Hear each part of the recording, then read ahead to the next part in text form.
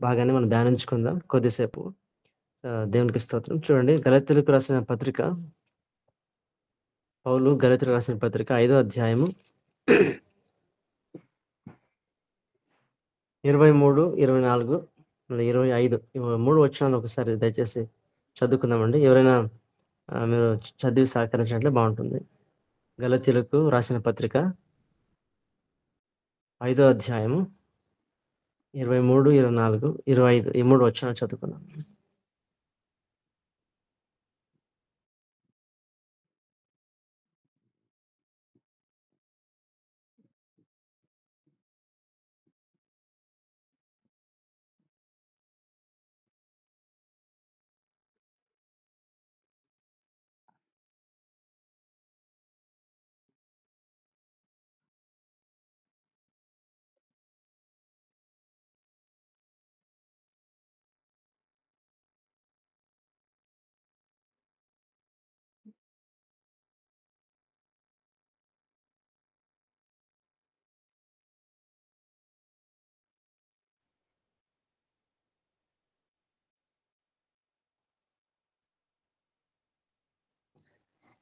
Okay. So, ఎవరికి దొరకలేదా? Hello! పౌలు గలతీయులకు రాసిన పత్రిక 5వ అధ్యాయం 23వ వచనం. సో, నా వాయిస్ వినిపిస్తా ఉందండి? Yes, brother. ఓకే. ఓకే. నేనే చదువుతానండి. గలతీయులకు రాసిన పత్రిక 5వ అధ్యాయము 24 నుంచి క్రీస్తు యేసు సంబంధులు శరీరమును దాని ఇచ్చలతోనూ దురాశలతోనూ సిలువ వేసి ఉన్నారు.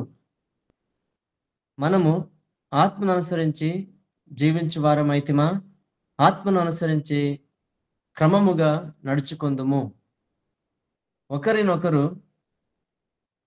ఒకరినొకరము వివాదమునకు రేపకయు ఒకరి యందొకరము అసూయ పడకయు వృథగా అతిశయ పడకయు ఉందుము. దేవుని స్తోత్రం. చదవని లేఖన భాగం కొరకు మనము ఒక చిన్న ప్రార్థన చేసి దేవుని వాక్యం ధ్యానించుకుందాం. ప్రేమ నమ్మకముగా మా ప్రియ పరలోకపు తండ్రి, మా గొప్ప దేవ, సజీవుడు యేసయ్య, ఇంతవరకు స్వామి మీ పరిశుద్ధ నామమును స్వామి స్తుతించి కొన్నేడే భాగ్యం ఇచ్చినందుకు వందనాలు, స్తుతులు, స్తోత్రం చెల్లించుకుంటున్నాం ప్రభా. మరి స్వామి కొద్దిసేపు ప్రభా నీ వాక్యం ధ్యానించబోతుండగా తండ్రి, ప్రభా నాతోను మా అందరితోనూ తండ్రి నీ ఆత్మచేత అందరితో మాట్లాడమని ప్రార్థిస్తున్నాం యేసయ్య. మరి తండ్రి నీ వాక్యపు వెలుగులో మమ్మల్ని నడిపించమని, మా జీవితాన్ని క్రమపరచమని, చక్కదిద్దమని, ప్రభా నీ రాకడ కొరకు తండ్రి మమ్మల్ని సిద్ధపరచమని ప్రార్థిస్తున్నాం యేసయ్య. మన ప్రతి ఒక్క బలహీనతలను, లోటుపాట్లను తీసివేయండి ఆయన. ఒప్పుకుంటున్నాం నాయన. ఎన్నో బలహీనతలు ఉన్నాయి స్వామి. దయచేసి ప్రభా మా పాప దోషాలను క్షమించండి, మన్నించండి. ఈ పరిశుద్ధ రక్తం ద్వారా తండ్రి మమ్మల్ని కడిగి శుద్ధి చేయమని ప్రార్థిస్తున్నాం ప్రభా. అవును తండ్రి, సిల్వ రక్తం ద్వారా తండ్రి మనము శుద్ధీకరించబడినందుకు స్తోత్రం చెల్లిస్తున్నాం ప్రభా. అవును తండ్రి, ప్రభా నీ సన్నిధిలో ప్రభా ఈ విధంగా తండ్రి ఈ రోజు ప్రభా చేరి వచ్చి ప్రభా ఈ పరిశుద్ధమైన మాటలు ధ్యానించుటకు తండ్రి మీరు చెప్పిన కృపను బట్టి నాయన మీకే స్తుతులు, స్తోత్రాలు వందనాలు చెల్లించుకుంటున్నాం ప్రభా. తండ్రి నీకు స్తోత్రం ప్రభా. మీరే మాతో నడిపించి మీరే మహిమ పొందమని ప్రభు ఇతబడిన మాటలు మన అందరి జీవితంలో నూరంతలుగా ఫలింపజేయమని మీకే సమస్త మహిమ, ఘనత, స్తుతులు, స్తోత్రం వందనాలు చెల్లించుకుంటూ మా ప్రియ ప్రభు రక్షకుడైన యేసుక్రీస్తు నామమున ప్రార్థించి వేడుకను పొందిన మా ప్రియ పరలోకపు తండ్రి, ఆమేన్. దేవునికి స్తోత్రం. చదవబడిన లేఖన భాగంలో ఇక్కడ మాకందరికి తెలుసు ఈ యొక్క పత్రిక పౌలు గలతీయ సంఘానికి ఆయన రాస్తూ ఇక్కడ ఈ అధ్యాయంలో మనకు అందరికి చాలా చిరపరిచితమైన ముఖ్యమైన మాటలు మనం చూస్తాం. 19వ వచనం నుండి 22వ వచనం దాకా మనం చూసినట్లయితే శరీర సంబంధమైన క్రియలు, తర్వాత ఆత్మ ఫలము అనే ఆ మాటలు మనం చూస్తాం కదా. మనకందరికి బాగా పరిచయమైన మాటలు. ఆత్మ ఫలం ఏమనగా ప్రేమ, సంతోషం, సమాధానం, దీర్ఘశాంతం. ఈ విధంగా ఎన్నోసార్లు మన జీవితంలో ఆ వాక్యం గురించి మనం విని ఉన్నాం. అయితే నెక్స్ట్ వచనం వచ్చినప్పుడు పౌలు చాలా ప్రాముఖ్యమైన ఒక విషయాన్ని ఆయన తెలియజేస్తున్నాడు. ఆయన తెలియజేసిన ఒక మాటలోనే ఎంత పరమార్థము అక్కడ ఉన్నట్లుగా మనము గమనించవచ్చండి. 24 వచనం మనం ఏం చూస్తున్నామంటే అక్కడ ఒక మాట అంటున్నాడు.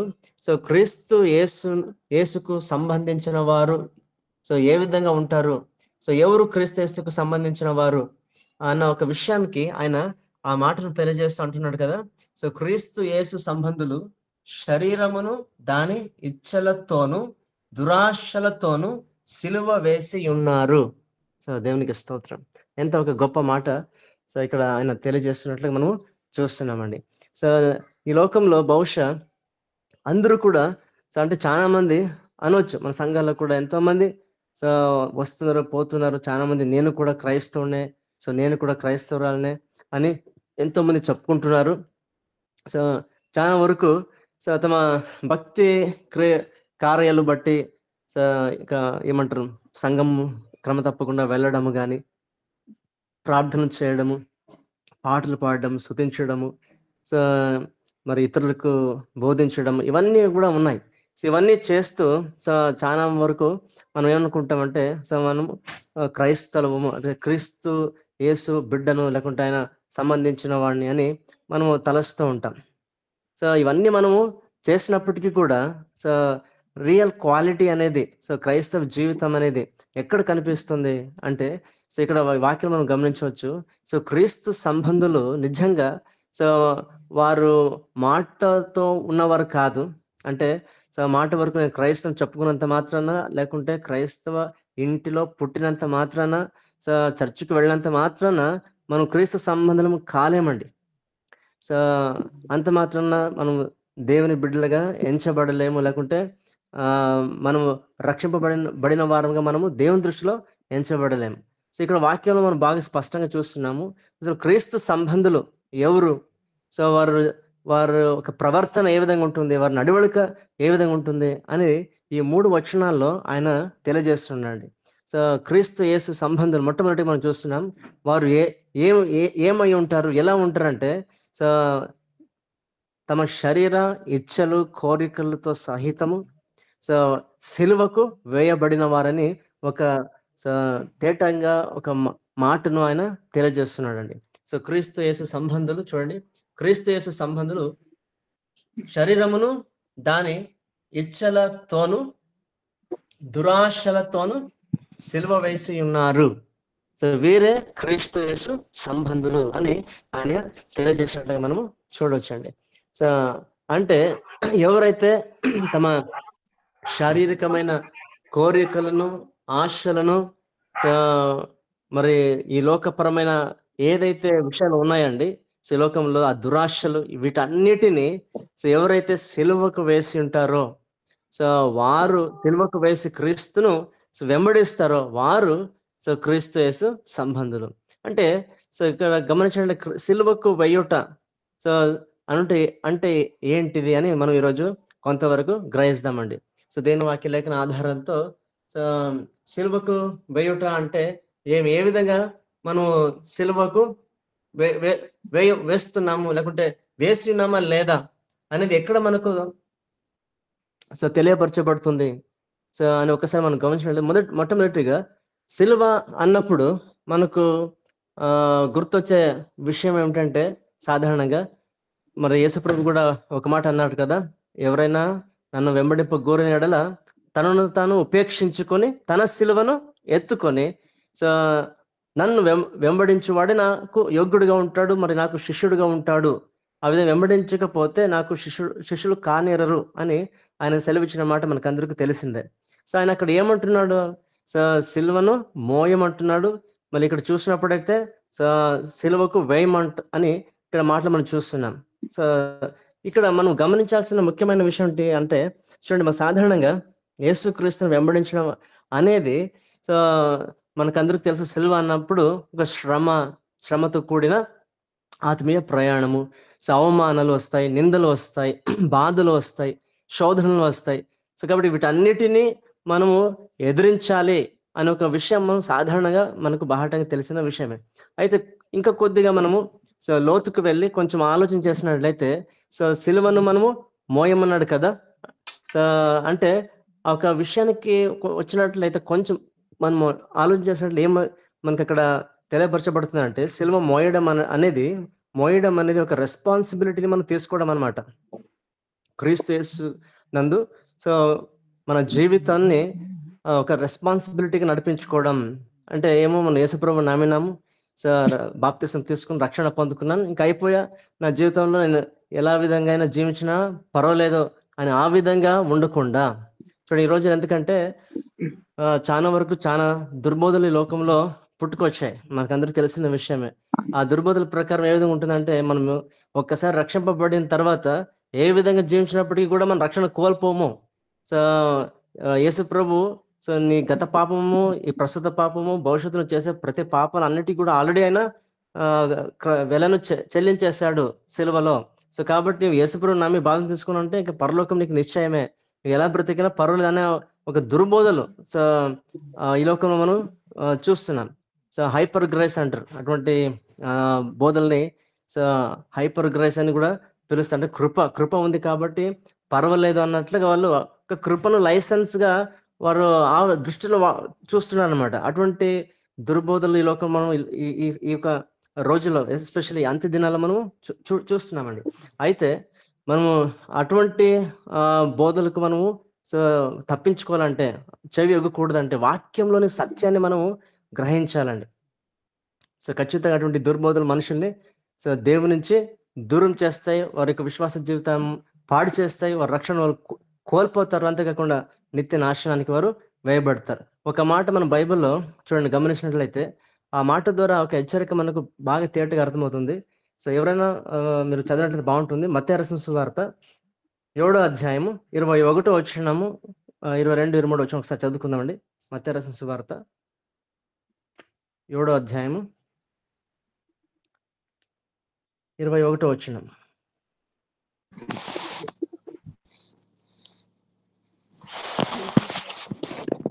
ప్రభువా అని నన్ను పిలిచి ప్రతివాడును పరలోక రాజ్యములో ప్రవేశింపడు గాని పరలోకమందున నా తండ్రి చిత్తం ప్రకారము చేయివాడే ప్రవేశించును. హల్లెలూయా.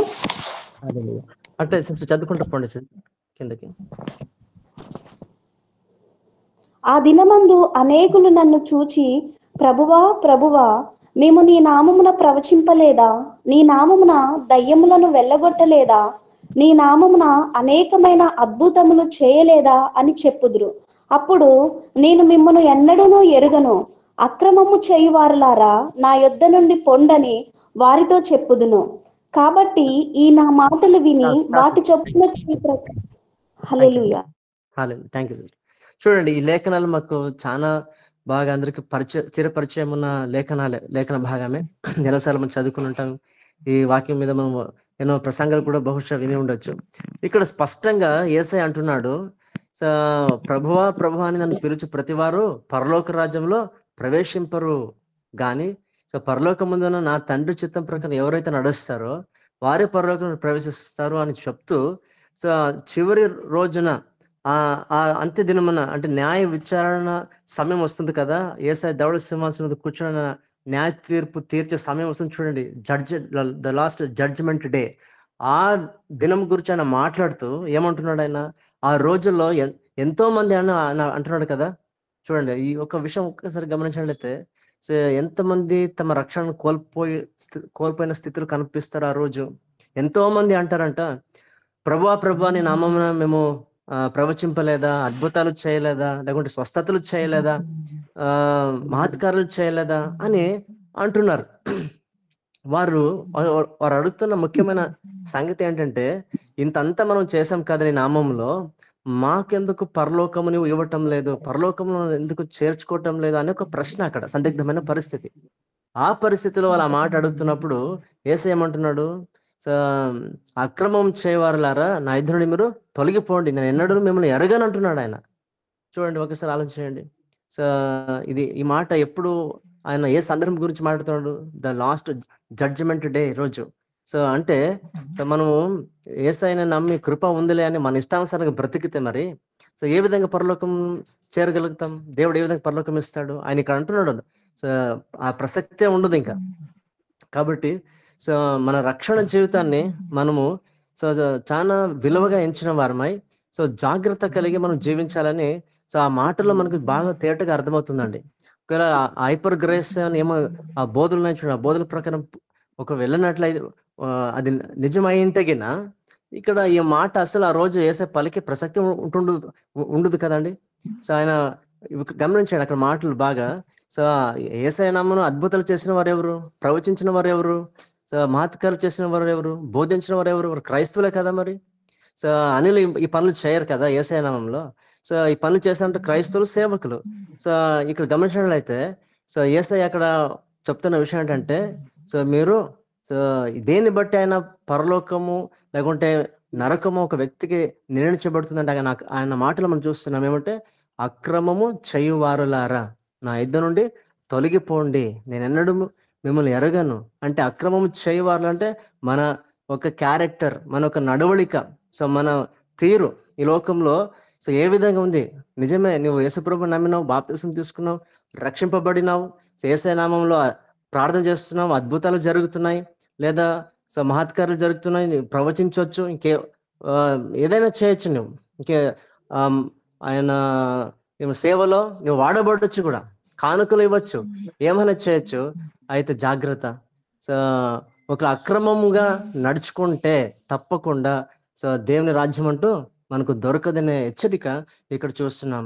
సో అందుకే అక్కడ పౌలు భక్తుడు చూడండి ఎంత బాగా చక్కగా ఆయన మాట్లాడుతున్నాడు గలతీయులకు రాసిన పత్రికలో. సో ఒకసారి మనం వాక్యానికి వెళ్దామండి. అక్కడ అంటాడు సో క్రమముగా నడవాలని ఒక మాట ఉంది చూడండి, గలతీయులకు రాసిన పత్రిక అదే అధ్యాయంలో ఇప్పుడు మనం చదువుకున్న లేఖన భాగంలో సో 5వ అధ్యాయం 24వ వచనం మనం చదివినప్పుడు 24, 25 వచనంలో చూడండి, క్రీస్తు యేసు సంబంధులు శరీరమును దానిని ఇచ్చలతోనూ దురాశలతోనూ సిలువ వేసి ఉన్నారు. 25వ వచనంలో మనము ఆత్మను అనుసరించి జీవించు వారమైతిమా, ఆత్మను అనుసరించి క్రమముగా నడుచుకొందుము. దేవునికి స్తోత్రం. క్రమముగా నడుచుకుందాము. అక్కడ ఏసేమంటున్నాడు మత్తయి సువార్తలో, అక్రమము చేయవారులారా, క్రమము తప్పి నడుచుకున్న వారులారా అనే మాట అక్కడ ఆయన వాడుతున్నాడు. కాబట్టి క్రమము తప్పి నడుచుకుంటే సో వారికి పరలోక రాజ్యము ఉండదు, పరలోక రాజ్యం వాళ్ళు చేరరు అనే ఒక విషయము అక్కడ బాహటంగా తెలియపరచబడుతుంది. సో ఇక్కడ మనం గమనించినట్లయితే సో పౌలు అంటున్నాడు మొట్టమొదటిగా 24వ వచనంలో అసలు క్రీస్తు సంబంధులు ఎవరు అని ఆయన మొదట తెలియజేస్తున్నాడు.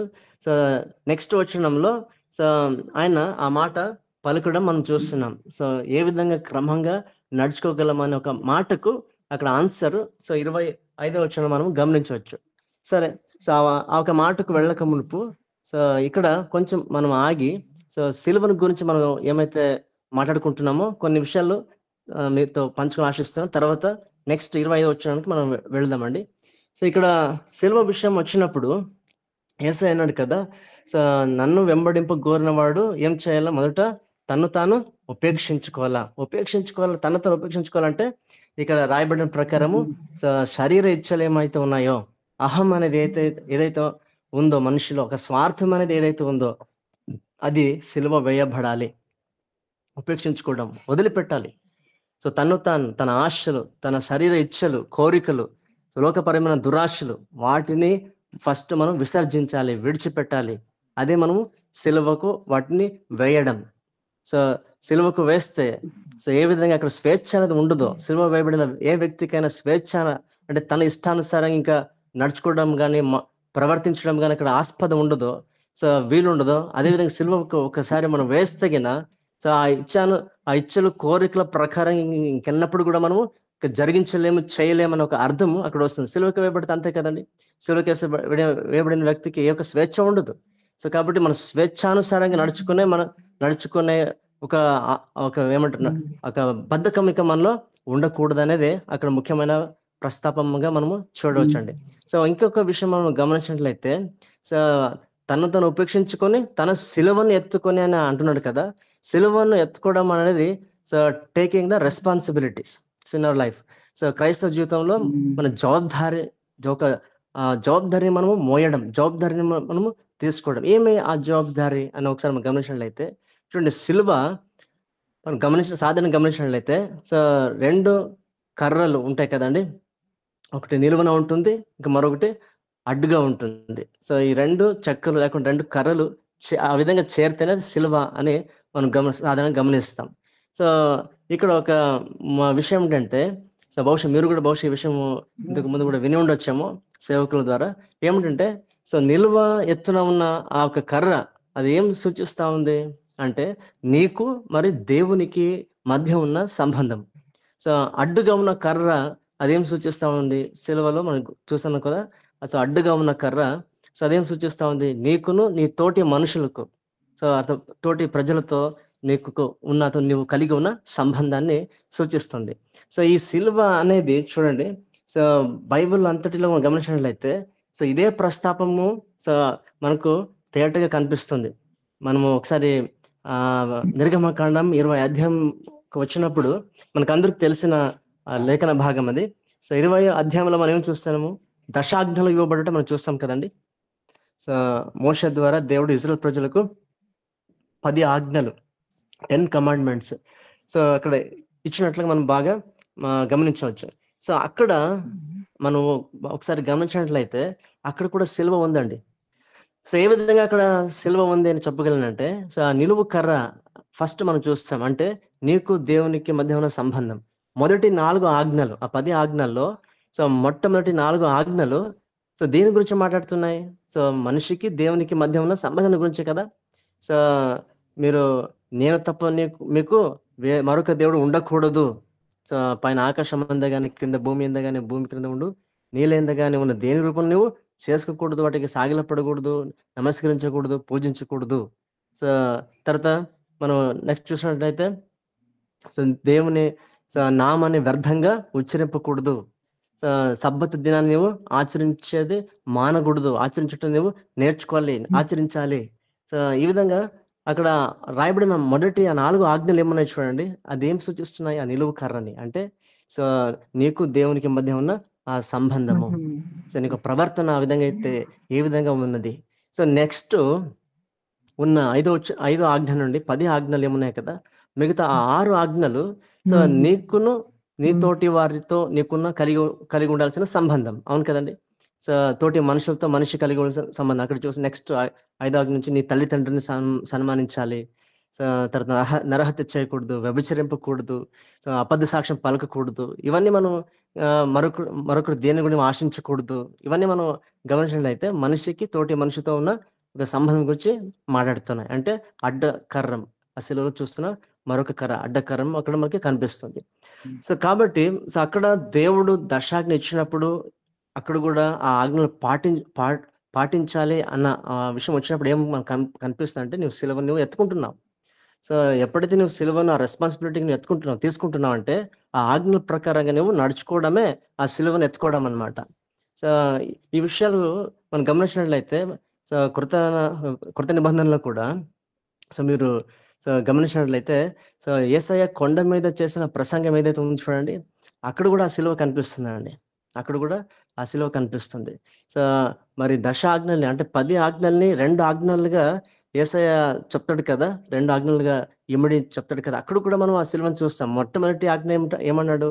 నీ పూర్ణ హృదయంతో, నీ పూర్ణ ఆత్మతో, నీ పూర్ణ బుద్ధితో, నీ పూర్ణ బలముతో, నీ పూర్ణ ఆత్మతో, నీ పూర్ణ మనసుతో నీ దేవుడైన ప్రభువును నువ్వు సేవించాలి.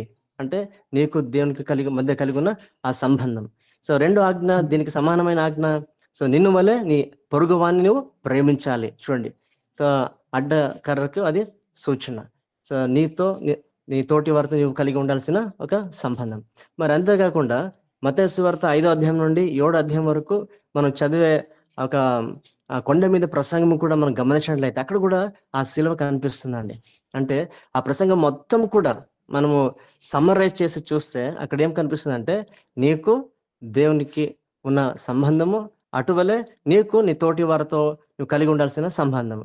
సో ఏ విధంగా నడుచుకోవాలి, ఆ మత్తయి సువార్తలో కొండ మీద ప్రసంగాన్ని బాగా మనం అర్థం చేసుకొని ఆ ప్రకారం మనం నడవగలిగితే నిజంగా మనము సిలువను మనం మోస్తా ఉన్నాము అని అర్థమవుతుంది. యేసయ్య మాట మనం నిజంగా నెరవేరుతుంది. తను ఉపేక్షించుకొని తన సిలువను ఎత్తుకొని సో నన్ను వెంబడించు అంటాడు కదా ఆయన.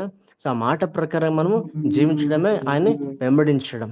సో కాబట్టి మన జీవితంలో ఈ ఆత్మీయ సత్యాన్ని మనం ఎప్పుడైతే గ్రహిస్తామో, గుర్తిస్తామో సో ఖచ్చితంగా ఇక్కడ లేఖనాలు రాయబడిన ప్రకారము క్రీస్తు యేసు సంబంధులు వారే సో ఎవరైతే సో సిలువను మోస్తారో, లేకుంటే ఇక్కడ రాయబడిన ప్రకారం తమ శరీర ఇచ్చలు, శరీర కోరికలు, సో లోకపరమైన దురాశలను వాటన్నిటిని సో సిలువకు వేస్తారో, సో వేసి ఉంటారో వారు సో క్రీస్తు సంబంధులు అని ఇక్కడ మనం స్పష్టంగా చూస్తున్నామండి.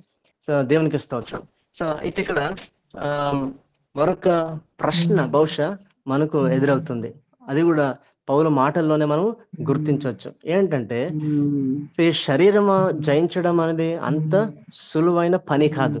మనకందరికి బాగా తెలిసిన విషయం, అనుభవపూర్వకంగా మనము ఈ విషయాన్ని కూడా చెప్పగలం. ఎందుకంటే చూడండి, రక్షణ పొందిన నాటి నుండి నేటి వరకు కూడా ఎన్నోసార్లు మనము మన విషయాల్లో చేస్తున్న తప్పుల విషయాల్లో, అది మాట వలనైనా, లేకుంటే చూపు వలనైనా, తలంపుల వలనైనా, మన నడతలో ఏదో ఒక మిస్టేక్స్ జరుగుతూ ఉంటుంది కదండి.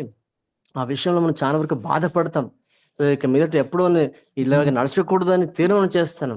సో సాధారణంగా న్యూ ఇయర్ వచ్చినప్పుడు సో ఎన్నో ఒడంబడికలు, నిబంధనలు మనం చేసుకుంటాం. లేదు ఇక మీదట ఈ విధంగా నడుచుకుంటే ఈ విధంగా ఉంటాను, లేకుంటే బైబిల్ని క్రమతప్పంగా చదువుతాను, ప్రార్థన క్రమతప్పంగా చేస్తాను, క్రమ తప్పకుండా నా సంఘానికి వెళ్తాను, ఈ విధంగా ఎన్నో నిబంధనలు చేస్తాం. అయితే ఎన్నోసార్లు ఆ నిబంధనలు మనమే మీరి సో తప్పిపోయి, సో తర్వాత అయ్యో తప్పిపోయానే, మాట నిలబెట్టలేకపోయినానే అనే విధంగా మనం బాధపడేది కూడా సహజంగా మనకు తెలుసు. ప్రతిరోజు మన జీవితం అనుభవం లాగా ఇది నడుస్తూ ఉంటుంది.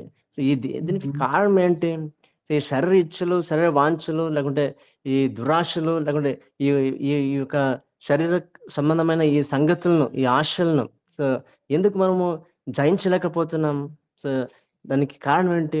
సో దేని వాక్యం చూస్తే సో వీటిని సిలువ వేసిన వారే క్రీస్తు సంబంధులు అని చెప్తుండగా, మనం ఇంకా వేయని పరిస్థితుల్లో మనము అప్పుడప్పుడు పడి లేస్తూ ఈ విధంగా మనం జీవిస్తూ ఉంటే సో ఏ విధంగా మరి ఈ విషయాన్ని మనము గ్రహించాలి?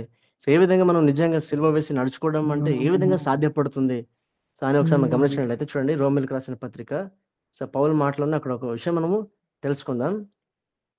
బహుశా ఇది కాంట్రవర్సీగా మనకి అనిపించినా అక్కడ ఎంత లోతైన సత్యం ఉంది, అది గ్రహించినప్పుడు ఖచ్చితంగా మన మనోనేతలు తెరవబడతాయండి. అప్పుడు మనకి అది కాంట్రవర్సీగా ఎంత మాత్రంగా ఉండదు. సో రోమిలకు రాసిన పత్రిక 7వ అధ్యాయము 14వ వచనం ఒకసారి చదువుకుందాం.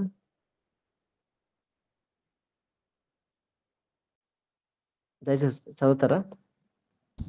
బ్రదర్ మళ్ళీ ఒకసారి చెప్పరా, నేను వినలేదు.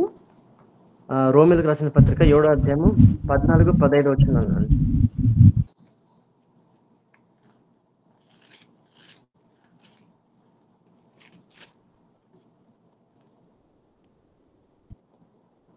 ధర్మశాస్త్రము ఆత్మ సంబంధమైనదని ఎరుగుదుము. అయితే నేను పాపమునకు అమ్మబడి శరీర సంబంధినై ఉన్నాను. ఏలయనగా నేను చేయునది నేనెరుగను, నేను చేయ నిశ్చయించున్నది చేయక ద్వేషించున్నదియే చేయుచున్నాను. హల్లెలూయా. అక్కడ అట్ట చదవండి అక్క. 16 చదవమంటారా బ్రదర్? సో 20 సెకండ్ చదవండి అక్క. అంతరంగ పురుషుని బట్టి దేవుని ధర్మశాస్త్రమునందు నేను ఆనందించుచున్నాను గాని వేరొక నియమము నా అవయములలో ఉన్నట్టు నాకు కనబడుచున్నది. అది నా మనస్సునందున్న ధర్మశాస్త్రముతో పోరాడుచు నా అవయవములలోనున్న పాప నియమమునకు నన్ను చెరపట్టి లోబరుచుకొనుచున్నది. అయ్యో, నేనెంత దౌర్భాగ్యుడను! ఇట్టి మరణమునకు లోనగు శరీరము నుండి నన్నెవడో విడిపించును? మన ప్రభువైన యేసుక్రీస్తు ద్వారా దేవునికి కృతజ్ఞతాస్తుతులు చెల్లించుచున్నాను. కాగా మనస్సు విషయములో నేను దైవ నియమమునకు, శరీర విషయములో పాప నియమమునకు దాసుడనై ఉన్నాను. చూస్తారా, ఇక్కడ మనము గమనించినట్లయితే కొంచెం ఆలోచిస్తే పౌలు అక్కడ అంటాడు 15వ వచనంలో, మంచి కార్యం చేయాలని అనుకుంటున్నాను కానీ ఆ మంచి పని నా వల్ల చేయడానికి కావటం లేదు. ఏదైతే చేయకూడదు అనుకుంటున్నానో అదే చేస్తున్నాను. సో అదే మళ్ళీ ఆ విషయం తప్పిపోతున్నాను. సో, ఎగ్జాంపుల్‌గా చెప్పాలంటే సో, అబద్ధం అసలు మాట్లాడకూడదని తీర్మానం చేస్తాను. అయితే మరి ఎప్పుడు తప్పిపోయి ఉంటానో తెలియదు అన్నట్లుగా అక్కడ మనం చూస్తున్నాం. సో, మళ్ళా అబద్ధం చెప్పేస్తున్నాను. సో, అది చూడకూడదు అనుకుంటున్నాను. అయితే మరి సో, అది చూస్తున్నాను. లేకుంటే ప్రార్థన ఈరోజు 5 గంటలకు లేక సో, 3 గంటలకు క్రమ తప్పకుండా ప్రార్థన చేయాలనుకుంటాను. అయితే ఆ సమయానికి లేవలేకపోతున్నాను. బలహీనతలు కదండీ సాధారణంగా. సో, ఆ బలహీనతల గురించి ఆయన మాట్లాడుతున్నాడు. దీనికి కారణం ఏంటయ్యా? సో, ఎంత ప్రయత్నించినప్పటికి కూడా నా శరీరంతో నా వల్ల అది సో, కుదరటం లేదు. అది అది సాధ్యపడటం లేదు. కారణము ఏమిటంటే ఆయన 22వ వచనంలో ఆ మాటను తెలియజేస్తున్నాడు. ఏంటే సో, ప్రతి మనిషి శరీరంలో ఒక పాప నియమము అనేది పనిచేస్తా ఉంది. సో, ప్రతి ఒక్కరిలో కూడా సో, ఈ లోకంలో మనిషిగా ఆహ్, సో, పుట్టిన ప్రతి ఒక్క న మనిషిలో ప్రతి ఒక్క మనిషిలో ఆ పాప నియమం అంటే ఆదాము సంబంధం నుంచి పుట్టిన ప్రతి ఒక్కరిలో కూడా అప్పటి నుంచి ఇప్పటి వరకు ఆ పాప నియమం అనేది పనిచేస్తా ఉంది. ఈ పాప నియమము ఎటువంటిదంటే ఎంత ఘోరంగా ఉందంటే అందుకే ఆయన అయ్యో! అంటున్నాడు. సాధారణంగా అయ్యో! అన్న మాట ఎప్పుడొస్తుందండి? చానా విపరీతమైన సంగతి జరిగినప్పుడే కదా! ఇంక భరించలేని ఒక పరిస్థితి ఉన్నప్పుడే కదా అయ్యో! అంటాం.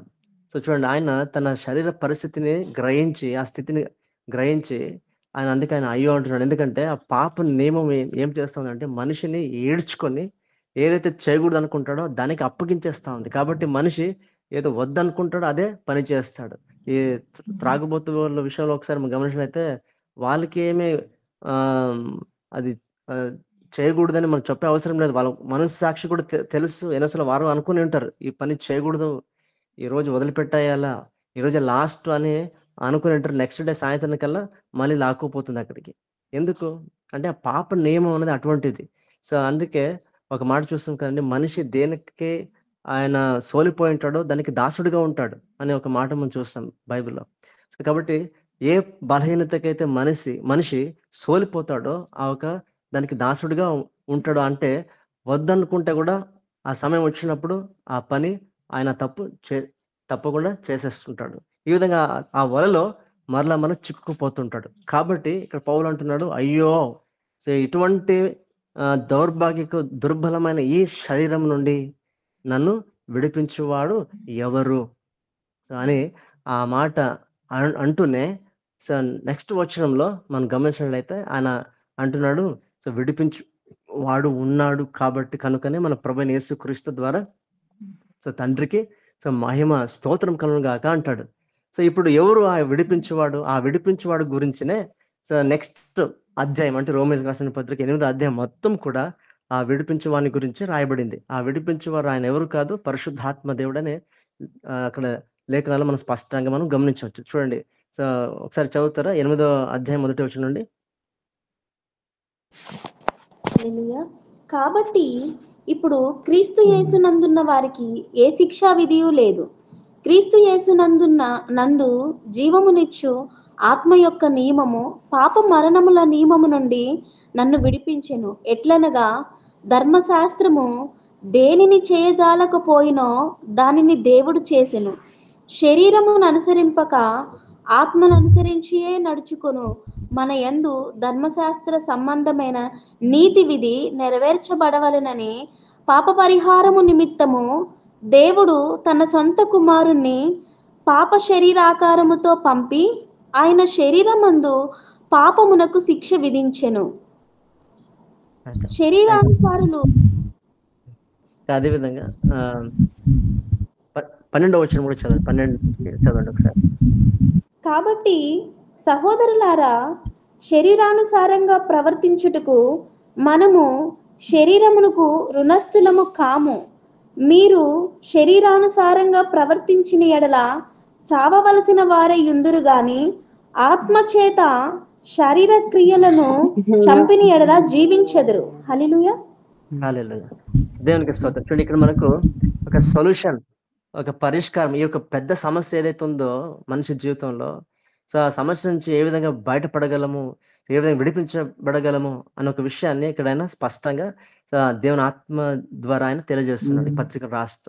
సో, ఆయన అంటున్నాడు 8వ అధ్యాయంలో పరిశుద్ధాత్మ గురించి అంటే విడిపించు విడిపించువాని గురించి అక్కడ ఈ మాటలన్నీ కూడా తెలియజేస్తున్నాడు. తర్వాత మీరు సమయం తీసుకొని 8వ అధ్యాయం మొత్తం కూడా దయచేసి చదవాలని కోరుతున్నానండి.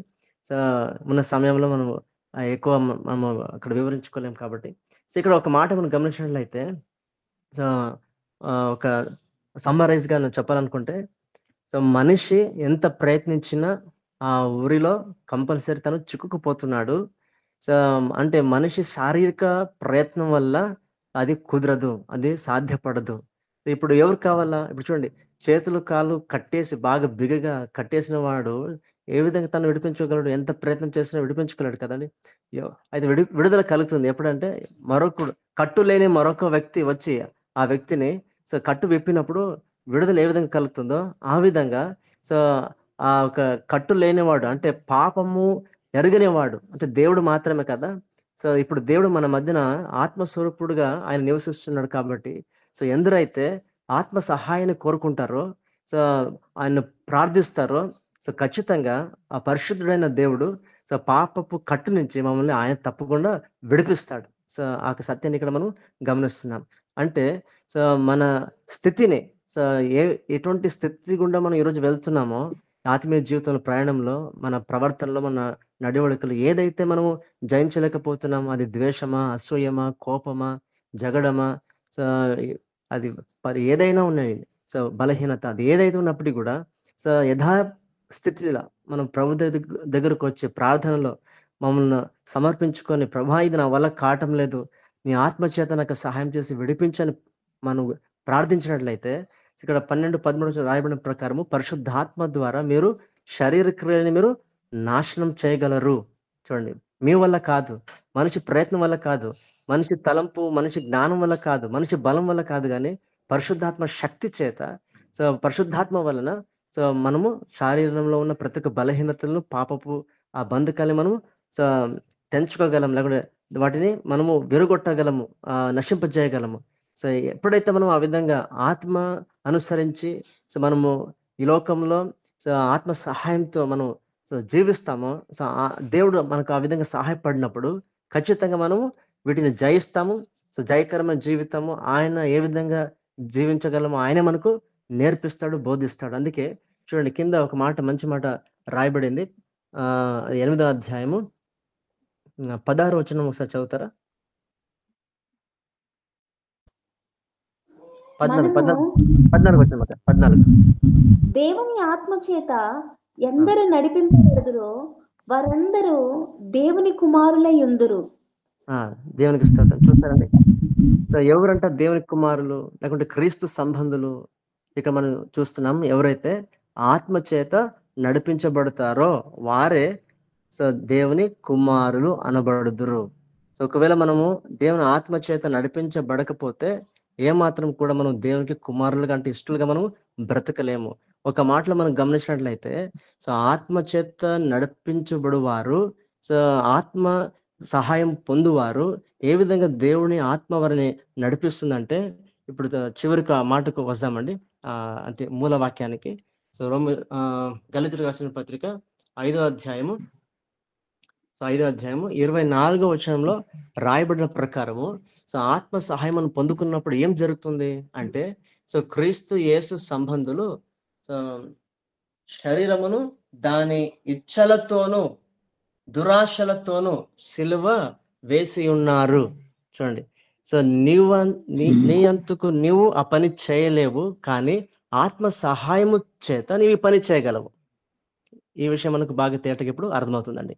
సో, ఎప్పుడైతే మనం దేవుని ఆత్మ సహాయం పొందుకుంటామో, సో, దేవుని ఆత్మ నడిపింపులోనికి వస్తామో, అప్పుడేం జరుగుతుంది? ఆయన మనకి ఏ విధంగా సహాయపడతాడంటే, మన శరీర ఇచ్చలను, శరీర కోరికలను, లోకపరమైన దురాశలు వీటన్నిటిని కూడా సిలువ ఏ విధంగా వేయాలో, ఏ విధంగా వేయగలమో, అది ఆయన మనకు చూపిస్తాడు, నడిపిస్తాడు. సో, అప్పుడు మనము ఖచ్చితంగా వీటిని మనం విసర్జించగలం. వీటిని మనము యేసు చెప్పిన ప్రకారంగా నన్ను వెంబడింపగోరిన వాడు తనను తాను ఉపేక్షించుకొని, తన సిలువనెత్తుకొని నన్ను వెంబడించి ఆ మాట అప్పుడు మనలో నెరవేరుతుందండి. సో, ఆ మాట అప్పుడు మనలో నెరవేరుతుంది. కాబట్టి ఈ విషయాన్ని మనం ఈరోజు గమనించాలి. సో, దేవునికి స్తోత్రం కలుగును గాక. సో, ఇప్పుడు సో 25వ వచనానికి మనం వచ్చినప్పుడు అక్కడ అదే మాటను ఆయన స్పష్టంగా తెలియజేస్తాడు. చూడండి 25వ వచనం ఏం రాయబడింది? మనము ఆత్మను అనుసరించి జీవించు వారమైతిమా, ఆత్మను అనుసరించి క్రమముగా నడుచుకొందుము. చూడండి. సో అక్కడ మత్తయి సువార్తలో మనం ఏం చూస్తున్నాం కదండి, క్రమము తప్పి నడుచుకుంటే వారికి దేవుని రాజ్యం లేదు. క్రమముగా మనం నడుచుకుంటే సో మనకు దేవుని రాజ్యం ఉంది. అంటే క్రమముగా ఏ విధంగా మనం నడుచుకోగలము?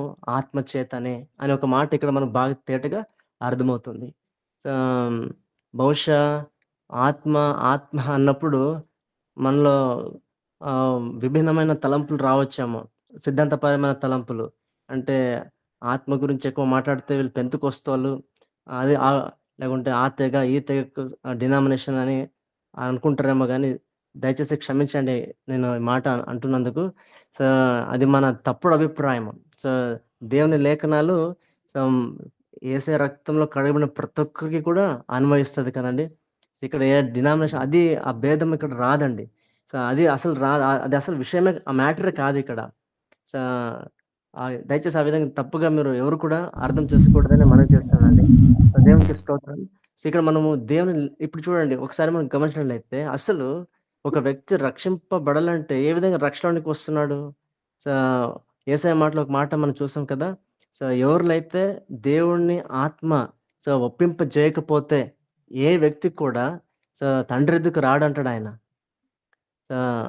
అంటే మనం ఈరోజు యేసు ప్రభువుని నమ్మినామంటే, లోకస్తులుగా ఉన్న ఒకప్పుడు లోకస్తులుగా ఉన్న మనము, సో, లోక ఆశల్ని వదిలేసి, ఏ తిరిగి నా కొరకైనా సిలువలో రక్తం కార్చి, నా కొరకు చనిపోయి తిరిగి లేచున్నాడు అని హృదయం విశ్వసించి ఎప్పుడైతే నోటితో ఒప్పుకున్నామో, రోమీయులకు రాసిన పత్రిక 10 అధ్యాయం 9 వచనం ప్రకారం అప్పుడు మనము రక్షింపబడితిమి అని అక్కడ మాట చూస్తున్నాం కదా!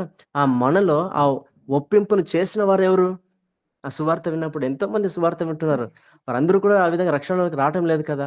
అయితే మనం ఏ విధంగా వస్తున్నాం ఈరోజు రక్షణలోనికి వచ్చినాము రక్షణలోనికంటే, మనలో ఆ ఒప్పింపజేసిన వాడెవరు? పరిశుద్ధాత్మ దేవుడే. సో, ఆయన మనలో ఒప్పింపజేసాడు కాబట్టే ఈరోజు మనందరూ కూడా రక్షింపబడినాం. సో, కాబట్టి ఈ లోకంలో మనము ఈ ఆత్మీయ ప్రయాణము, జీవితము ఒక సక్సెస్‌ఫుల్‌గా ఆహ్, దేవుని రాజ్యము చేరే ఒక యోగ్యమైన స్థితిలో, యోగ్యత కలిగిన స్థితిలో మనం జీవించాలంటే మనకు తప్పకుండా దేవుని ఆత్మ నడిపింపు కావాలి. ఆత్మ సహాయము కావాలి. అందుకే యేసయ్య గూడా ఏమన్నాడు?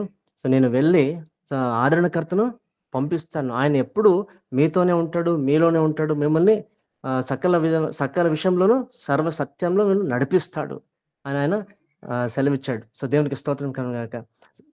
కాబట్టి మన జీవితంలో ఈ యొక్క ఆత్మీయ సత్యాన్ని ఎప్పుడైతే మనము గ్రహిస్తామో, అంటే నా వల్ల ఇది కాదు. నా వల్ల ఎంత ప్రయత్నం చేసినా నా బలహీనతలు నేను జయించలేను. మరలా తప్పకుండా ఏదో ఒక విషయంలో నేను పడిపోతాను. నా శక్తి మీదను నిలబడలేను. అందుకే దేవుని వాక్యంలో ఈ మాట కూడా చూస్తాను. ఏమంటే బలము చేత కాదు, పరాక్రమం చేత కాదు, నా ఆత్మ ద్వారానే అని దేవుడు పాత నిబంధనలో ఆయన అప్పుడే సెలవిచ్చాడు కదండీ! ఆ మాట బైబిల్‌లో ఉంది కదా! నా ఆత్మ చేతనే అంటాడాయన. కాబట్టి మనం దేవుని ఆత్మకు మనం ఎప్పుడైతే మనం అప్పగించుకుంటామో, ఆత్మ సహాయాన్ని కోరుకుంటామో, ఖచ్చితంగా మన జీవితంలో పరిశుద్ధాత్మ దేవుడు ఆయన తన కా క్రియను మొదలుపెడతాడు. మనలో జరిగిస్తాడు. ఆ ఆత్మ బలము ఎప్పుడైతే మనం పొందుకుంటామో, ఖచ్చితంగా ఈ లోకంలో ప్రతి శోధనను, ప్రతి ఒక్క విధమైన బలహీనతలను ఆహ్, సులువుగా చిక్కుపెట్టు ప్రతి పాపాన్ని మనం ఖచ్చితంగా ఎదుర్కోగలం. సక్సెస్‌ఫుల్‌గా మనకు ఈ లోకంలో ఆత్మీయ జీవితాన్ని జీవించగలము. అప్పుడు ఒక రోజు వస్తుందండి. సో, ఆ రోజు యేసయ్య ఏమంటాడు? నమ్మకమైన నా మంచి దాసుడా, నా తండ్రి రాజ్యంలోనికి నువ్వు ప్రవేశించని ఆయనే ఆహ్వానాన్ని పలుకుతాడు.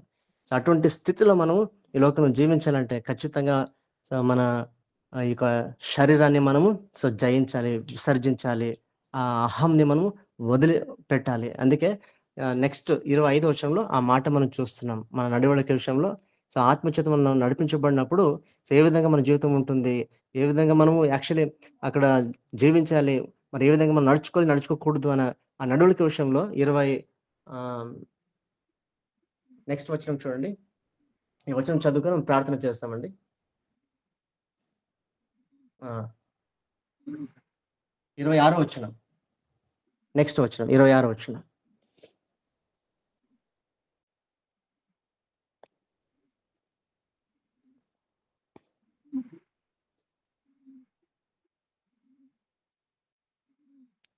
ఇదే పత్రిక గలితులు రాసిన ఇదే పత్రిక 5వ అధ్యాయము 3వ వచనంగా 3వ మాటగా 26వ వచనం చదువుకొని మనం ప్రార్థన చేస్తాం. ఒకరినొకరము వివాదమునకు రేపకయు ఒకరినొకరము అసూయ పడకయు వృధాగా అతిశయ పడకయు ఉందము. దేవునికి స్తోత్రం. హల్లెలూయా. హల్లెలూయా. ఆత్మచేత నడిపించబడే వారు సో ఈ విధంగా ఉంటారు. సో ముందు అని దేని వాక్యం మనం చూస్తున్నాం. కాబట్టి ఈరోజు ఒకసారి మన జీవితంలో మనం గమనించుకొని ఏ విధంగా మనము దేవుని వాక్యానికి లోబడి జీవిస్తున్నాం.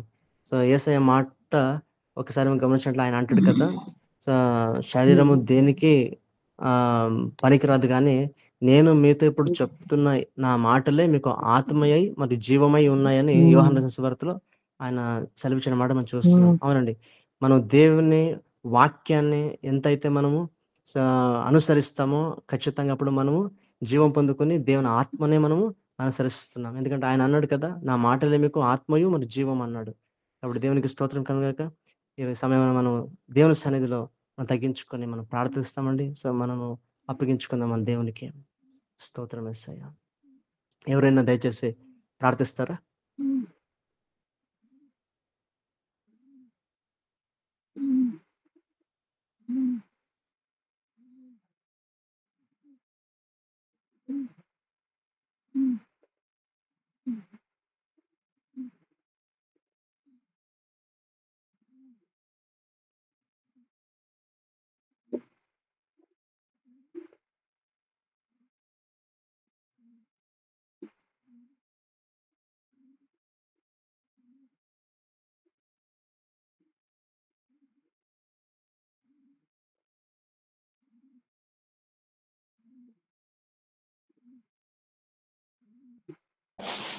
హల్లెలూయా. వాక్యం నిమిత్తం ప్రార్థన చేసుకుందామండి. జీవము కలిగిన దేవ, జీవాధిపతి, సర్వాధికారి, శక్తి కలిగిన దేవ, నిఘనమైన పాదములకు స్తోత్రాలు వందనాలు చెల్లించుకుంటున్నాను ప్రవ్వా. మీరిచ్చిన ఈ మంచి సమయాన్ని బట్టి మీ పాదములకు కృతజ్ఞత స్తోత్రాలు వందనాలు తండ్రి. అయ్యా, ఎక్కడెక్కడో ఉన్న మమ్మల్ని అందరినీ ఈ రీతిగా సమకూర్చి ప్రవ్వా, అయ్యా నీ సన్నిధిలో మేము ఎదుగుటకు మీరిచ్చిన గొప్ప ధన్యతను బట్టి మీ పాదములకు స్తోత్రాలు వందనాలు చెల్లించుకుంటున్నాం ప్రవ్వా. ఈరోజు మీరు మాతో మాట్లాడిన విధానము బట్టి మీకు స్తోత్రాలు వందనాలు ప్రవ్వా. అవును తండ్రి, మమ్మల్ని మేము ప్రవ్వా సిలువ వేసుకొని మమ్మల్ని మేము అప్పగించుకొని నీ కొరకు నిలబడాలి తండ్రి. నీకు స్తోత్రాలు, నీకు వందనాలు ప్రవ్వా యేసయ్య. అవునయ్యా, మేము వేసే ప్రతి అడుగు మీ చిత్తానుసారంగా నడుస్తున్నామా లేదా అనే గ్రహించుకునే మనస్సు మాకు దయచేయండి ప్రవ్వా. మీకు స్తోత్రాలు, మీకు వందనాలు ప్రవ్వా. మేము చేసే ప్రతి పనిలో మీ ఆత్మ నడిపింపు మాకు దయచేయండి ప్రవ్వా. మీకు స్తోత్రాలు, మీకు వందనాలయ్యా. మీరు అక్కడ సమయంలో మేము ఎత్తబడాలి ప్రవ్వా. మీరు వచ్చినప్పుడు ప్రవ్వా అయ్యా మమ్మల్ని బట్టి మీరు సంతోషించే విధముగా మేము ఉండాలి ప్రవ్వా. నీకు స్తోత్రాలు, నీకు వందనాలు చెల్లించుకుంటున్నాను ప్రవ్వా. ఆత్మ లేని వాడు నా వాడు కాదంటున్నావు ప్రవ్వా. ఆత్మతో నడిచేవారే నీ బిడ్డలు అంటున్నావు ప్రవ్వా. ఆత్మతో ఎవరైతే నడుస్తారో వారిలో ఈర్ష, అసూయలు ఏ మచ్చర ఉండదని సెలవిస్తున్నావు ప్రవ్వా. అయ్యా, నీ పరిశుద్ధాత్మ పరిపూర్ణత మాకు అనుగ్రహించండి తండ్రి. మీకు స్తోత్రాలు, మీకు వందనాలు ప్రవ్వా. అయ్యా, మా సహోదరులని మా సహోదరులను ప్రేమిస్తూ ఒకరి నిమిత్తం ఒకరం ప్రార్థిస్తూ అయ్యా ఒకరి కోసం ఒకరం ప్రవ్వా సహకారులుగా సపోర్టివ్గా ఉండే హృదయాలు మాకు దయచేయండి ప్రవ్వా. మీకు స్తోత్రాలు అయ్యా, మీకు వందనాలు. అవును ప్రవ్వా, ఎప్పుడు శరీరం బలహీనంగా ఉంటుందో అప్పుడు నువ్వు బలపరిచే దేవుడు, మా పక్షాన విజ్ఞాపన చేసే దైవానివి తండ్రి. నీకు స్తోత్రాలు, నీకు వందనాలు ప్రవ్వా. అయ్యా, నిజంగా మేమేది చేయకూడదు అనుకుంటామో అదే చేస్తూ ఉన్నామేమో ప్రవ్వా. అయ్యా, నీ కృప ద్వారానే అన్నిటి నుండి విడుదలిచ్చి నీ ఆత్మతో నడిపిస్తున్న విధానముకే స్తోత్రాలు వందనాలు చెల్లించుకుంటున్నాము తండ్రి. నీ పరిశుద్ధాత్మ నడిపింపు మా జీవితాల్లో అనుగ్రహించండి ప్రవ్వా.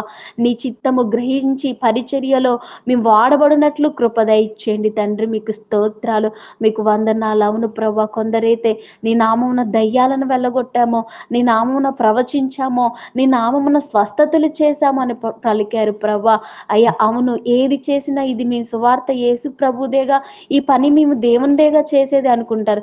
కానీ ప్రతి విషయంలో, ప్రతి పరిచర్యలో నీ చిత్తమును ఎరిగి నడవడం మాకు నేర్పించు తండ్రి. నీకు స్తోత్రాలు, నీకు వందనాలు చెల్లించుకుంటున్నాను ప్రభా.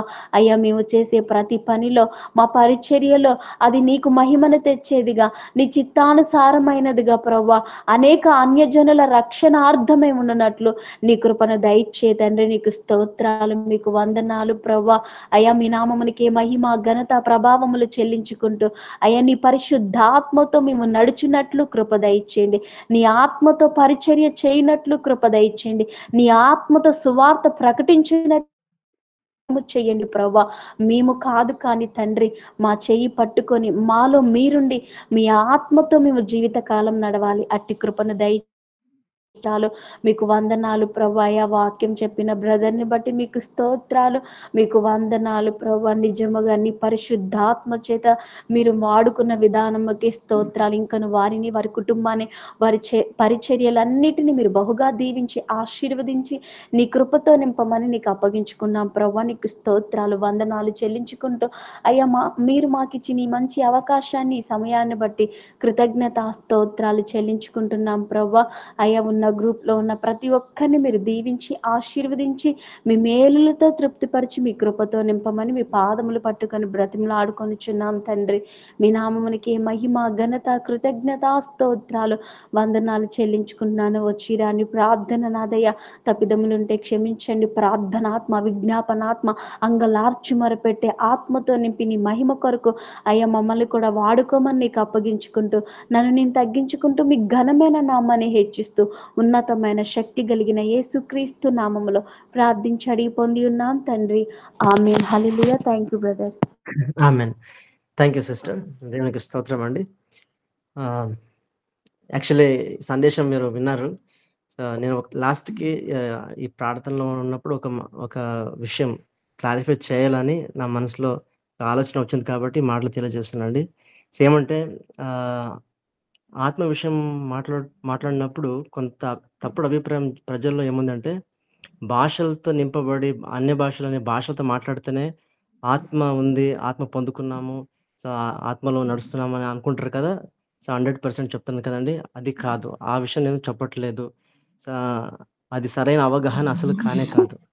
సో ఆత్మ చేత నడిపింపబడే ప్రతి ఒక్క వ్యక్తి, సో గలతీ రాసిన పత్రిక రాయబడిన ప్రకారము తన శరీరిచ్చలు, తన శరీర వాంఛలు, లోకపు దురాశల్ని సిలువకు వేసి సో యేసుక్రీస్తు ప్రభును సో వెంబడిస్తాడు. సో అంటే దేవునితో, మనుషులతో సత్సంబంధం కలిగి సో జీవిస్తాడు, తండ్రి చిత్త ప్రకారం నడుచుకుంటాడు. అదే ఆత్మ కలిగిన జీవితం. సో ఆత్మను అనుసరించడం అనడానికి అనే మాటకు అర్థం అండి. సో ఇది నేను స్పష్టీకరణ ఇవ్వాలని అనుకుంటున్నాను లాస్ట్కి. బహుశా మీకు అందరికీ ఈ స్పష్టత అర్థమైందని అనుకుంటున్నాను. సో దేవునికి స్తోత్రం కలను గాక. సో దేవుని లేఖానుసారంగానే నేను మీతో ఈ విషయం పంచుకున్నాను. సో కాబట్టి మనను ఒకసారి పరీక్షించుకుందాం అంతే. మనలో ఏదైనా ఈర్ష్యలు ఉన్నాయా, లేకుంటే క్షమించలేని స్వభావం ఉందా, ఇతరుల్ని కరుణించలేకపోతున్నామా, దయ చూపించకపోతున్నామా, ఆత్మ ఫలం మనలో నిజంగా కలిగి ఉన్నామా లేదా, వీటిని పరీక్షించుకొని దేవుని వాక్యపు వెలుగులో మనము నడుచుకోవడమే ప్రధానం. ఆ విధంగా ఉండడమే నిజమైన క్రీస్తుకు సంబంధించిన జీవితం అండి. సో దేవునికి స్తోత్రం.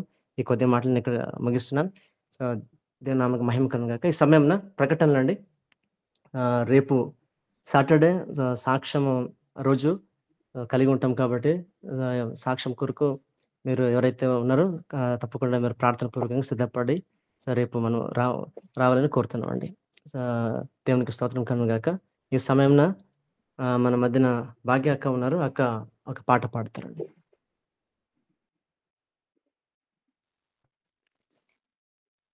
అందరికీ ప్రైజ్ ది లార్డ్.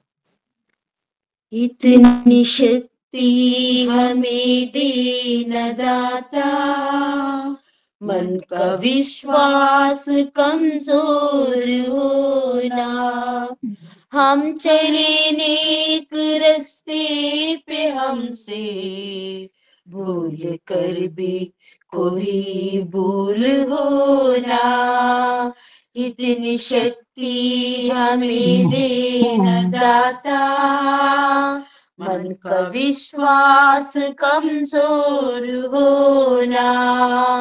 हम चले नेक रास्ते पे, हमसे भूल कर भी कोई भूल होना। दूर अज्ञान के वो अंधेरे, तू हमें ज्ञान की रोशनी दे।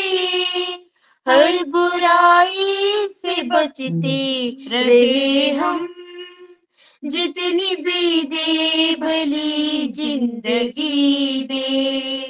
बेर होना किसी का किसी से, भावना मन में बदले की होना।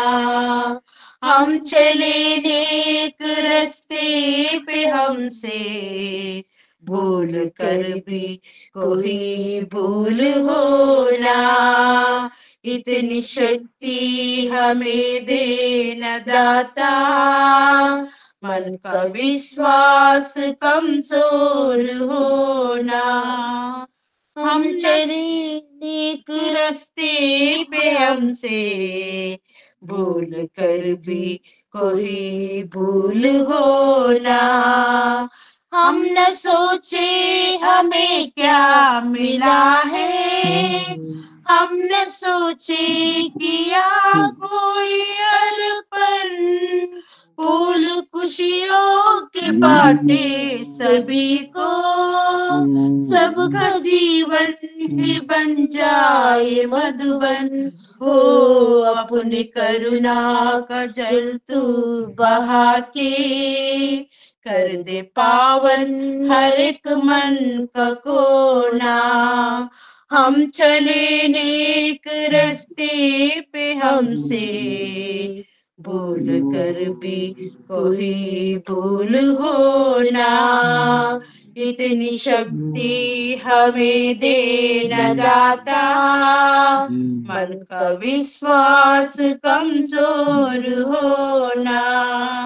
हम चले नेक रास्ते पे, हमसे भूल कर भी कोई भूल होना।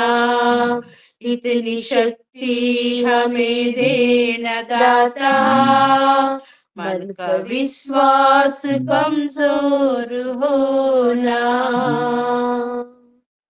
Brother, thank you. Praise lord అక్క, థ్యాంక్ యూ అక్క.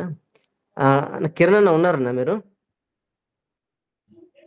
బ్రదర్. అన్న అన్న మీరు ప్రార్థన చేసి చివరిదిగా అంత్యాశ్రద్ధం వచ్చేయండి. ఈరోజు పాట పడిన అక్క భాగ్య కొరకు కూడా ప్రార్థన చేయండి. అలాగే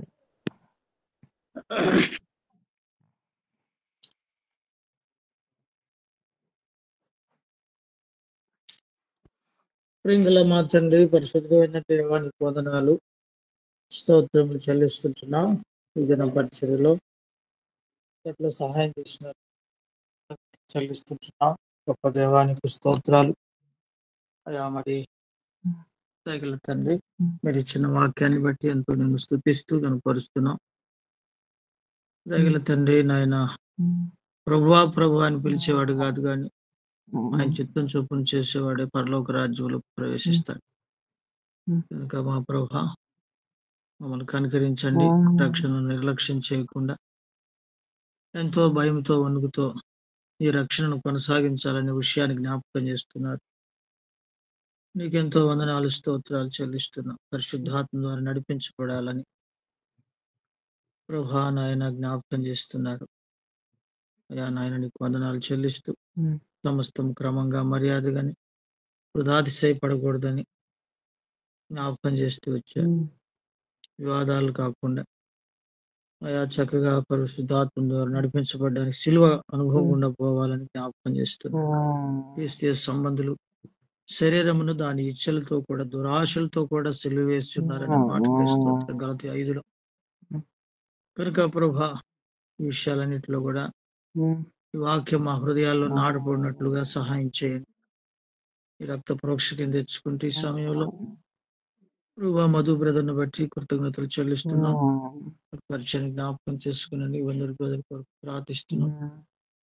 దానికి వందనాలు చెల్లిస్తున్నాం. అలానే నల్ని సిస్టర్ని బట్టి స్తోత్రాలు.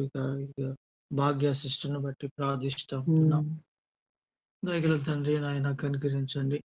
ఈ యొక్క మరి ప్రార్థన బృందంలో జాయిన్ అయినటువంటి ప్రతి సహోదర సహోదరిని పేరు పేరున జ్ఞాపకం చేసుకునండి ప్రభా, మీరు బలపరచండి. దయగల తండ్రి అదర్సాపాల్ అసద్ అదర్సాపాల్, దాని అరుణ్ కుమార్ గారు, చుక్కా అజయ్ గారు, మహేష్, మరి మేరీ గారు, అలానే మరి నా తండ్రి ప్రణయ్ గారు, వీరందరినీ కూడా జ్ఞాపకం చేసుకునండి, బలపరచండి ప్రభా. నాయన చిత్తమైతే రేపు సాక్ష్యాలు ఉంటున్నాయి, ప్రతి శనివారం సహాయపడండి ప్రభు. CCM టీం మరి క్రైస్ట్ సెంటర్ మినిస్ట్రీస్ అని పేరు తగ్గట్టుగా ఉండేటట్లుగా సహాయం చేయి, కృప చూపించండి. వందనాలు స్తోత్రాలు చెల్లిస్తాం. మా కొరకు బిడ్డలు చేస్తున్న ప్రార్థనలు బట్టి మమ్మల్ని కూడా ఈ సేవలు నడిపిస్తున్నారు. యాదగిరిగుట్ట ప్రాంతంలో, ఉన్నత ఉద్దేశాలు చుట్టుపక్కల ప్రాంతాల్లో మరి నెరవేర్చుకుంటారని కూడా నమ్మి స్తుతిస్తూ నీకు అప్పగిస్తూ ఈ రక్త ప్రోక్షణ కిందకు వస్తూ రాత్రి మిగతా సమయం దీవెనకరంగా చేయండి. ప్రతి శుక్రవారం ఈ విధంగా జరుగుతున్న ఈ మీటింగ్ ద్వారా నాయన మమ్మల్ని కూడా బలపరుస్తున్నందుకు కూడా కృతజ్ఞతలు చెల్లిస్తూ యేసు ప్రభు నామములో స్తుతించి ప్రార్థిస్తున్నాం తండ్రి. ఆమేన్. ఆమేన్. తొట్టిల్లకుండా మిమ్మల్ని కాపాడుటకును తన మహిమ ఎదుట ఆనందంతో మిమ్మల్ని నిర్దోషులుగా నిలబెట్టుటకును శక్తిగల మన రక్షకుడైన ద్వితీయ దేవునికి మన ప్రభువైన యేసుక్రీస్తు ద్వారా మహిమయు మహత్యమును ఆధిపత్యమును అధికారమును యుగములకు పూర్వమును సర్వయుగములకు కలుగును గాక. ఆమేన్. Praise lord brother. అందరికీ ప్రైజ్ లార్డ్ అండి. అందరికీ ప్రైజ్ లార్డ్. ప్రైజ్ లార్డ్, అందరికీ ప్రైజ్ లార్డ్. గురూజీ ప్రైజ్ లార్డ్ అక్క. Praise lord.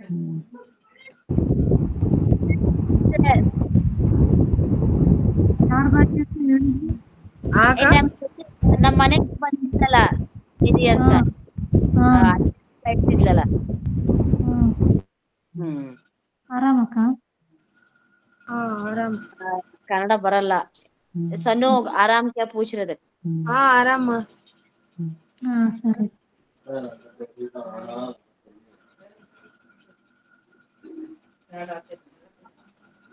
యుగేంద్ర బ్రదర్ ఉన్నారా లేదా? యుగేంద్ర బ్రదర్ డ్యూటీలో ఉన్నారక్క. అవునా? Praise lord. సారీ ಚೆನ್ನಾಗಿತ್ತು ಬ್ರದರ್ ಮೆಸೇಜ್. అక్క, దేవుని స్తోత్రం. Thank you. ಸರಳ ಸಣ್ಣ ಸಿಸ್ಟರ್ ಮನೆ ಕಡೆ ಇದಾರಕ್ಕ? ನೀವು ನೋಡಿರಿ, ಅವತ್ತು ಬಂದಿದ್ರಲ್ಲ ನಮ್ಮ ಮನೇಲಿ ಇದ್ರಲ್ಲ. ಹೌದೌದೌದು. ಐಟ್ ಅವ್ರ ಮಗಳು, ಒಬ್ಳೆ ಮಗಳು, ಅವ್ರ ಯಜಮಾನ್ರು ಇಲ್ಲ ಅಂತ ಇಂಟ್ರೊಡ್ಯೂಸ್ ಮಾಡ್ಸಿನಲ್ಲ. ಯುಗೇಂದ್ರಣ್ಣ ಎಲ್ಲ ಬಂದಿದ್ರ ಗೊತ್ತಕ್ಕ? ಮೇರಿ ಅಂತ ಪರಿಚಯ ಮಾಡ್ಸಿಲ್ವಾ? ಅವ್ರಿಗೆ ಬೇರೆ ಹಿಂದಿ ಬರ್ತತೆ. ಅವ್ರ ಸಲುವಾಗಿ ಹಿಂದಿ ಆಡ್ದೆ ಇವತ್ತು. ಒಳ್ಳೇದಾಯ್ತಕ್ಕ, ಚೆನ್ನಾಗೈತೆ ಆರ್ಡರ್ ಸಾಂಗ್. ಅವ್ರ ಸಲ వెంకటయ్యన ప్రైజ్ లార్డ్. వెంకటయ్యన ప్రైజ్ లార్డ్. Praise lord. మన వెంకటయ్యన మ్యూట్ లో ఉన్నారు మీరు.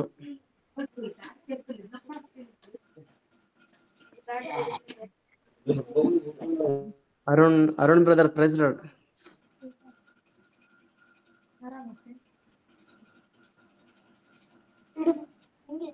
ಹೋಗಿ ಪಡೆದು